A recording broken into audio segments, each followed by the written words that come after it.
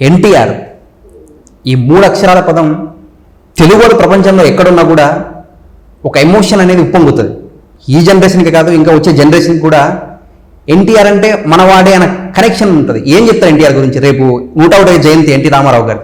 మీరన్నట్టు ఎన్టీఆర్ అనే ఈ 3 అక్షరాల పదం 3 ప్రాంతాల తెలుగు ప్రజల గుండెలో చిరస్థాయిగా నిలిచిపోయే పేరు.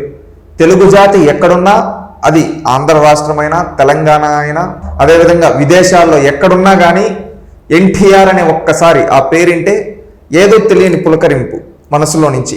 ఏంటి మన అనే భావన. ఇది ఏ విధంగా అంటే ఇది ఒక రోజులోనో 2 రోజులు, కొన్ని ఏళ్ల కృషి.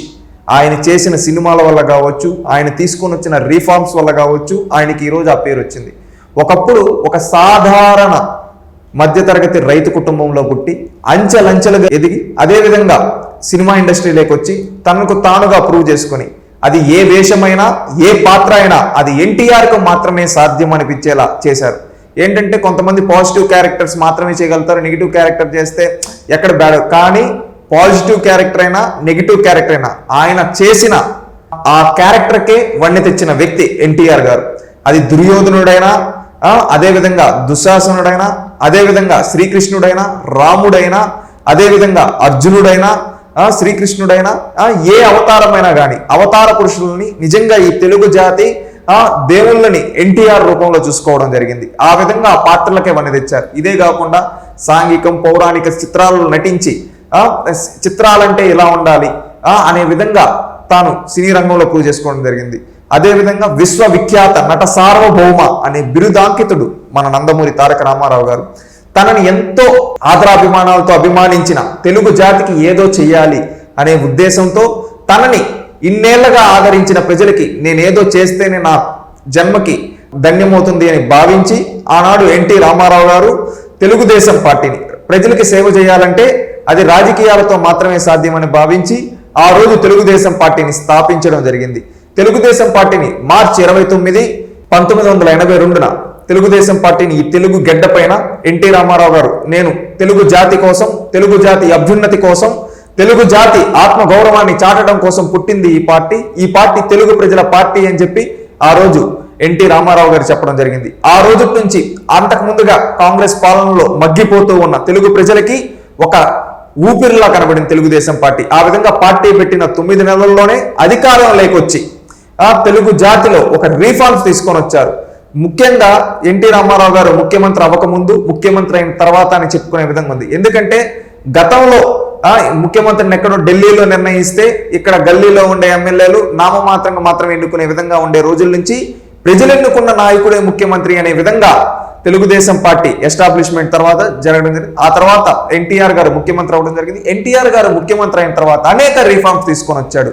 ఏ విధంగా అంటే 1 కాదు 2 కాదు, మహిళలకు ఆస్తిలో సమాన హక్కు, అది తన ఇంటి నుంచే మొదలుపెట్టి ఆ కార్యక్రమాన్ని శ్రీకారం చుట్టారంటే ఈయన అర్థం చేసుకోవచ్చు. అదేవిధంగా తెలంగాణలో పటేల్ పట్వారీ వ్యవస్థతో ఎంతో మంది నలిగిపోతూ ఉంటే ఆ పటేల్ పట్వారీ వ్యవస్థను రద్దు చేసి తెలంగాణ ప్రజలకు నిజమైన స్వాతంత్రం ఇచ్చిన వ్యక్తి ఎన్టీ రామారావు గారు. ఇది మాత్రమే కాకుండా రాష్ట్రంలోని తొలిసారిగా మహిళా విశ్వవిద్యాలయం పద్మావతి యూనివర్సిటీని ఎస్టాబ్లిష్ చేసింది ఎన్టీ రామారావు గారు. అదేవిధంగా సంక్షేమం అనే పదానికి శ్రీకారం చుట్టింది తెలుగుదేశం పార్టీ ఎన్టీ రామారావు గారు. 2 రూపాయల కిలో బియ్యం ఇచ్చి ఆ రోజు ఎంతో మంది రైతు కూలీలు పొట్ట నింపారు. అదేవిధంగా జనతా వస్త్రాలు కావచ్చు, పక్కా ఇళ్ళు కావచ్చు, ఇలాంటివి తీసుకొని వచ్చారు. ఇవి మాత్రమే కాకుండా పెన్షన్ కూడా మొదలుపెట్టింది తెలుగుదేశం పార్టీ. ఇవి మాత్రమే కాకుండా ఎన్నో రిఫార్మ్స్, ఇరిగేషన్ ప్రాజెక్టులు, ముఖ్యంగా ఈరోజు ఈ తెలుగు నేలపైన మనం ప్రముఖంగా చెప్పుకునేది కొన్ని ఇరిగేషన్ ప్రాజెక్టులు. తెలుగు గంగ, ఆ తెలుగు గంగ మొదలుపెట్టింది ఎన్టీ రామారావు గారు. అదేవిధంగా హాంద్రి నీవా, గాలేరు నగిరి, అదేవిధంగా తెలంగాణలో తీసుకుంటే మద్దు వలస, నెట్టెంపాడు, ప్రియదర్శిని, జోరాల, ఇలాంటి ఎన్నో ఇరిగేషన్ ప్రాజెక్టులు శ్రీకారం చుట్టింది ఎన్టీ రామారావు గారు. ఇవి మాత్రమే కాకుండా ఎన్టీ రామారావు గారు ఆనాడు ప్రతి ఒక్కరూ చదువుకోవాలి అని విద్యను ప్రోత్సహించారు. అదేవిధంగా ప్రాథమిక ఆసుపత్రులని మొదలుపెట్టింది ఎన్టీ రామారావు. 50 పడకలు 100 పడకల హాస్పిటల్కి శ్రీకారం చుట్టింది ఎన్టీ రామారావు గారు. అదేవిధంగా మైనారిటీల అభ్యున్నతి కోసం మైనారిటీ కార్పొరేషన్ తీసుకొని వచ్చింది తెలుగుదేశం పార్టీ ఎన్టీ రామారావు గారు. ఇవి మాత్రమే కాకుండా భారతదేశ రాజకీయాలను కూడా శాసించే స్థాయిలో ఉన్నారు. నేషనల్ ఫ్రంట్ చైర్మన్ గా ఆ రోజు జాతీయ రాజకీయాలు చక్రం తిప్పారు ఎన్టీ రామారావు గారు. ఇవి మాత్రమే కాకుండా ఈ 2 తెలుగు రాష్ట్రాల్లో ఎలాంటి రాజకీయ చరిత్ర లేని ఎంతో మందికి రాజకీయ భవిష్యత్తునిచ్చిన వ్యక్తి ఎన్టీ రామారావు గారు. ఈ విధంగా ఎంతో మందికి రాజకీయ భవిష్యత్తునిచ్చి అదేవిధంగా సినీ జీవితంలో ఎంతో మందికి ఎన్నో అవకాశాలు కల్పించి దేవుడయ్యాడు. తెలుగు ప్రజలకు ఆరాధ్య దైవమయ్యాడు. ఒకప్పుడు మీరు మద్రాసీలు అని చెప్పుకునే స్థాయి నుంచి మేము తెలుగు వాళ్ళం అని చెప్పుకునే స్థాయి వరకు తీసుకొని వచ్చిన వ్యక్తి ఎన్టీ రామారావు. తెలుగు జాతికి ఆత్మ గౌరవాన్ని ఇచ్చిన వ్యక్తి ఎన్టీ రామారావు గారు. ఈ రోజు ఆయన లేకున్నా ఆయన చేసిన పనుల వల్ల 100 ఏళ్ళైనా ఆయన గురించి చెప్పి ఇంకొక 200 ఏళ్ళైనా ఆయన గురించి చెప్పుకుంటాం. అంత గొప్ప వ్యక్తి ఎన్టీ రామారావు. మాత్రం ఎన్టీ రామారావు గారిని చూడలేదు, కానీ ఆయన చేసిన పనుల వల్ల లబ్ధి పొందిన వాళ్ళలో మేము ఉన్నాం. ఈ రోజు ఆయన చనిపోయేప్పటికి మేము పుట్టలేదు, కానీ ఆయన ఈరోజు నిజంగా మరణం లేని మనిషి ఎన్టీ రామారావు గారు. ఎందుకంటే ఈ రోజు మాత్రమే కాదు, రేపు తరాలు కూడా ఎన్టీ రామారావు గురించి ఇంకా ఘనంగా చెప్పుకునే స్థాయిలో ఆయన అలాంటి కీర్తి సంపాదించుకున్నారు. ఆయన 101వ జయంతి సందర్భంగా ఆయనకి ఘన నివాళులు అర్పించుకుంటూ ఆయన చేసిన పనులను స్మరించుకుంటూ రేపు భవిష్యత్తులో కూడా అలాంటి నాయకులు తయారై రాష్ట్ర అభివృద్ధి, దేశం అభివృద్ధి చెందాలని కోరుకుంటూ ఉన్నాం.